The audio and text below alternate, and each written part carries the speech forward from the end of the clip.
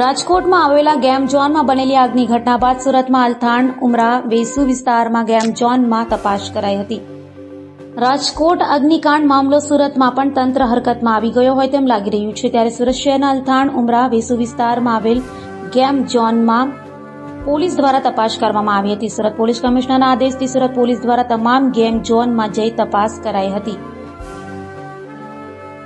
સુરત શહેરના police commissioner સાહેબ Shri police corporation DGVCL અને ટોરન્ટો અને ફાયરના અધિકારીઓ સાથે જે ગેમ્સ ઝોન છે, આનંદ મેળા છે, વોટર પાર્ક છે, મોટા મોટા મોલ છે, ત્યાં સંયુક્ત ટીમ વિઝિટ કરશે અને ફાયર સેફ્ટીના પૂરતા ઇક્વિપમેન્ટ છે કે નહીં એની ખાતરી કરશે અને જરૂરી એમને સૂચનાઓ આપશે।